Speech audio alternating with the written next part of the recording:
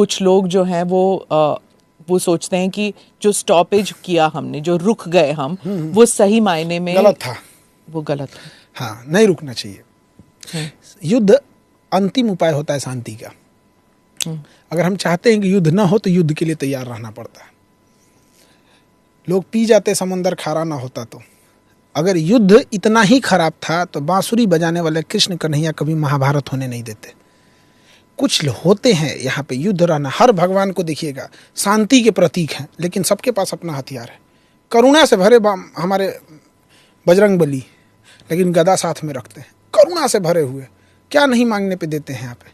कृष्ण भगवान हमेशा कौरों से तो ऐसे बात करने गए थे 5 गांव मांगने, जैसे कोई बहुत एक याचक है, साधारण याचक, सुदर्शन चक्र लेके।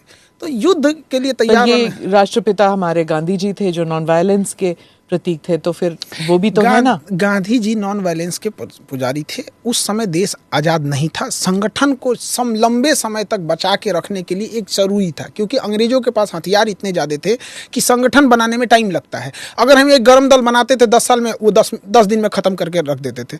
जब लाशें गिरती थी तो लोगों का मोटिवेशन गिर जाता था। तो गांधी ने उस समय एक रास्ता निकाला कि अंग्रेजों के खिलाफ लड़ना भी है, संगठन भी मजबूत बना के रखना है, और साथ ही साथ क्या करना है, मोटिवेशन भी बना के रखना है। तो गांधी जी संगठित करते थे। इसी कांग्रेस से तो सुभाष चंद्र बोस निकले थे। सुब्री में तो नरम दल वाले थे, गरम दल थे। ये तो गांधी की दूरदर्शिता थी कि हमारा आंदोलन जिंदा रहेगा लंबे समय तक के लिए। वरना भगत सिंह की कौन इज्जत नहीं करता है, क्या सुभाष चंद्र की इज्जत कौन नहीं करता है, चंद्रशेखर आजाद जी की इज्जत कौन नहीं करता है। लेकिन गरम दल को दबाना आसान होता है, और एक कोई इंसान जाता है तो कई लोग उससे प्रेरित होकर और आते हैं, और उससे कई गुना ज़्यादा लोग थोड़ा सा कतराने लगते हैं। तो गांधी को रास्ता था। और दूसरा ये था कि अंग्रेजों को मारना था। तो जब कोई मरीज बीमार होता है तो उसे टैबलेट भी दिया जाता है, इंजेक्शन भी दिया जाता है। तो भगत सिंह इंजेक्शन थे, गांधी जी टैबलेट थे। दोनों नोट पे तो गांधी जी का ही फेस आता है ना। लंबा समय इसमें किसी को लगता है कि गांधी का नहीं होना चाहिए, किसी को लगता है गांधी का होना चाहिए। लेकिन एक आंदोलन को 40 साल तक खींचने वाला इंसान था। हाँ। एक इतना लंबा कार्यकाल किसका था? हाँ। लंबे समय तक खींचा था उस इंसान ने। देश जब आज़ाद हो रहा था तो नवाखली के दंगों को शांत कर रहे थे। सबने अपने अपने हिसाब से कुछ ना कुछ पद जरूर लिया। यहाँ तक तो इस बात का हो गया कि सरदार पटेल को गृह मंत्री, प्रधानमंत्री मिलना चाहिए। हाँ। आपको क्या लगता है कि बनना चाहिए था प्रधानमंत्री? एंटरिम सरकार में देखिए, प्रधानमंत्री जो सरकार चला रहे होते हैं उन्हें पता होता है कि गृह मंत्री इक्विवेलेंट टू प्रधानमंत्री है। गृह मंत्रालय के पास सारा होम चीज की पावर रहती है वहां पर। इलेक्शन होता है इंडिया में 1951 में, और सरदार पटेल जी की आकस्मिक मृत्यु होती है 1950 में। तो फिर कैसे बना सकते हैं जब आप कोई इंसान इलेक्शन से पहले ही मर जाते हैं? तो अब कुछ लोग का कहना है कि नहीं, जो एंट्रीम गवर्नमेंट थी 3 साल की ना, उसमें क्या कर लेते? लॉर्ड माउंटबेटन बैठा हुआ था, आपका सेनापति नहीं था, आप प्रधानमंत्री बन के ही क्या कर लेते? जब सेनापति आपके जनरल बूचर था सेनापति। 1948 की लड़ाई में क्या हुआ? जनरल बूचर ने सेना ही नहीं भेजा, तो क्या कर लेते? तो बस ये है कि हम किसी को पसंद करते हैं, उसके अंत में हम किसी को गाली दे देंगे। ये नहीं तो हमें सरदार पटेल और जवाहरलाल नेहरू में, हम अभी भी कहते हैं कि जितना योग्यता और दूरदर्शिता सरदार पटेल में थी, बहुत अतुलनीय थी।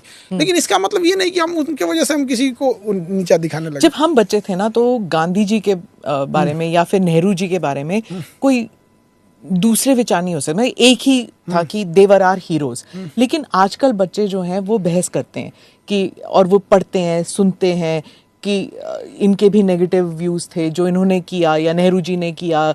चाइना के प्रति जो नरम व्यवहार था नेहरू का, वो गलत था। तो अब जो है डिबेट वगैरह होता है, तो बच्चे आजकल की जनरेशन जो 4 बजे अपना 1.5 GB डाटा खत्म कर देते हैं।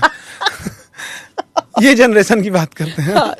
जो हफ्ते में कोई काम नहीं करते फिर भी संडे को आराम देखते रहते हैं। हाँ, संडे को भी आराम करते हैं। मतलब हफ्ते में कोई काम नहीं करना है, संडे को भी आराम करना है, रेस्ट डे। ये जनरेशन जो आज अपने मुखिया के खिलाफ आवाज नहीं उठाता, आज का जनरेशन, इसके सामने एक नॉर्मल 2 कौड़ी का ठेकेदार घटिया मसाला डाल के नालियां बना देता है जिसका ढक्कन टूट जाता है। ये उसके खिलाफ आवाज न उठाने वाली जनरेशन गांधी पे आवाज उठाती है, जो गुलामी में महारानी से लड़ गया था, जो अपने विधायक से नहीं लड़ सकता है, बिना पैसा खिलाए प्रधानमंत्री आवास योजना से घर नहीं बनवा सकता है, वो आवाज उठाता है गांधी सही थे या गलत थे। ये तो बात हो गया। मोबाइल आ गया है, 2 लाइन लिख दो, किसी को खराबी है क्या है?